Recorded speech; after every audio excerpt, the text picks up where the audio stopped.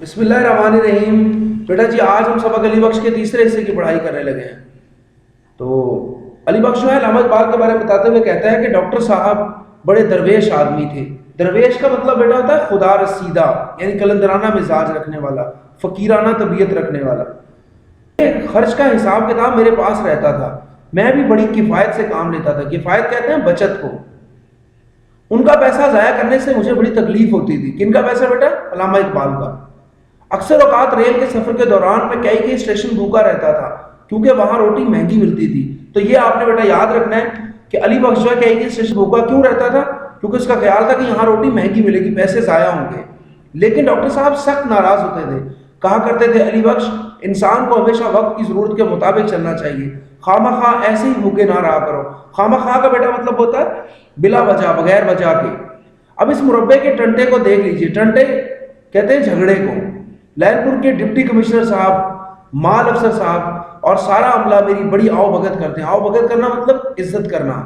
تو مطلب یہ آفیسرز کے بتاتا ہے، ڈپٹی کمشنر اور مال افسر جو زمین کا ریکارڈ وغیرہ رکھتے ہیں، اور باقی جو ہے سارا عملہ جن کے کام کرنے والے لوگ جو ہیں میری بڑی عزت کرتے ہیں۔ بڑے اخلاق سے، یہ لفظ اخلاق ہے، دیکھیں الف کے اوپر زبر بھی لگا ہوا ہے۔ بڑے اخلاق سے مجھے اپنے برابر کرسی پر بٹھاتے ہیں۔ ایک روز بازار میں ایک پولیس انسپکٹر نے مجھے پہچان لیا اور مجھے گلے لگا کر دیر تک روتا رہا۔ یہ ساری عزت ڈاکٹر صاحب کی برکت سے ہے۔ مربع کی بھاگ دوڑ کوشش میں میرے سر کچھ قرضہ بھی چڑھ گیا ہے، لیکن میں اس کام کے لیے بار بار لاہور کیسے چھوڑوں؟ جاوید کا نقصان ہوتا ہے۔ تو بابا جی لاہور کیوں نہیں چھوڑ رہے تھے؟ کیونکہ یہاں پہ جاوید اقبال رہتے تھے۔ کہتے میرے جانے سے ان کا نقصان ہوگا، اس وجہ سے میں بار بار لاہور نہیں چھوڑ سکتا۔ علی بخش مزید کہتا ہے کہ سنا ہے اپریل میں جاوید چند مہینوں کے لیے ولایت سے لاہور آئے گا۔ تو جاوید جو ہے نا، جاوید اقبال، وہ کہاں رہتے تھے؟ ولایت میں۔ تو ولایت سے کہاں آنے والے تھے؟ لاہور میں۔ آنا کس مہینے میں تھا؟ اپریل میں۔ جب وہ چھوٹا سا تھا ہر وقت میرے ساتھ رہتا تھا۔ اللہ کے کرم سے اب بڑا ہوشیار ہو گیا ہے۔ جب اس کی والدہ کا انتقال ہوا تو وہ اور منیرہ بی بی بہت کم عمر تھے۔ منیرہ بی بی یہ بیٹا جی علامہ اقبال کی بیٹی کا نام ہے۔ تو علامہ اقبال ان کو پیار سے بانو کہا کرتے تھے، اور ان کی شادی جو ہے وہ میاں صلاح الدین کے ساتھ ہوئی تھی۔ ڈاکٹر صاحب نے نرس کے لیے اشتہار دیا، بے شمار جواب آئے۔ ایک بی بی نے تو یہ لکھ دیا کہ ڈاکٹر صاحب کے ساتھ شادی کرنے کے لیے بھی تیار ہے۔ ڈاکٹر صاحب کس قدر پریشان ہوئے اور کہنے لگے علی بخش دیکھو تو صحیح اس خاتون نے کیا لکھا ہے، میں بوڑھا آدمی ہوں، اب شادی کیا کروں گا؟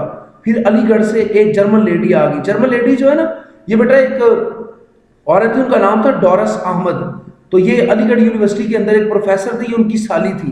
تو پھر علامہ اقبال کے جو زندگی کے آخری 2 سال ہیں، تو ان 2 سالوں میں ان کے بچوں کی جو ہے نا ٹیوٹر بھی تھی، یہ نرس بھی تھیں اور ان کی نگران بھی تھیں۔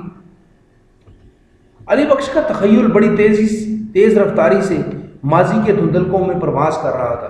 تخیل، خیال، سوچ، دھندلکوں سایوں میں پرواز کرنا، اڑنا، مطلب یہ کہ اسے ماضی کی وہ غیر مبہم یادیں، یعنی کہ جو واضح نظر نہ آتی ہوں، تو ان یادوں میں اس کا خیال تھا، وہ کھویا ہوا تھا ان یادوں کے اندر۔ زندگی کے ہر موڑ پر اسے اپنے ڈاکٹر صاحب یا جاوید یا منیرہ بی بی کی کوئی نہ کوئی خوشگوار یاد آتی رہتی ہے۔ جھنگ پہنچ کر میں اسے ایک رات اپنے ہاں رکھتا ہوں۔ تو مصنف کہتے ہیں کہ ایک رات وہ میرے ساتھ رہتا ہے، دوسری صبح اپنے ایک نہایت قابل اہل اور فرض پہچاننے والا میجسٹریٹ کپتان محبت خان کے سپرد کر دیتا ہوں۔ سپرد کر دینا، حوالے کر دینا۔ تو یہ آپ نے بیٹا یاد رکھنا ہے کہ جھنگ پہنچ کے ایک رات مصنف اسے اپنے ساتھ رکھتے ہیں اور دوسرے دن جو ہے وہ کپتان محبت خان کے سپرد کر دیتے ہیں۔ مطلب اب یہ وہ شخص ہے کپتان محبت خان جو علی بخش کو اس کی زمین کا قبضہ دلوائے گا۔ کپتان محبت خان علی بخش کو ایک نہایت مقدس تابوت کی طرح عقیدت سے چھو کر اپنے سینے سے لگا لیتا ہے۔ مقدس، پاکیزہ، پاک تابوت، مردے کو دفن کرنے کے لیے بنایا گیا صندوق، عقیدت، احترام، اور اعلان کرتا ہے کہ وہ علی بخش کو آج ہی اپنے ساتھ لہل پور لے جائے گا اور اس کی زمین کا قبضہ دلا کر ہی واپس لوٹے گا۔ حد ہو گئی، اگر ہم یہ معمولی سا کام بھی نہیں کر سکتے تو ہم پر لعنت ہے۔ تو یہ بیٹا جس کتاب سے لیا گیا سبق، اس کتاب کا نام ہے شہاب نامہ۔ تو آج کا ہمارا کام اتنا ہی ہے۔ اللہ حافظ۔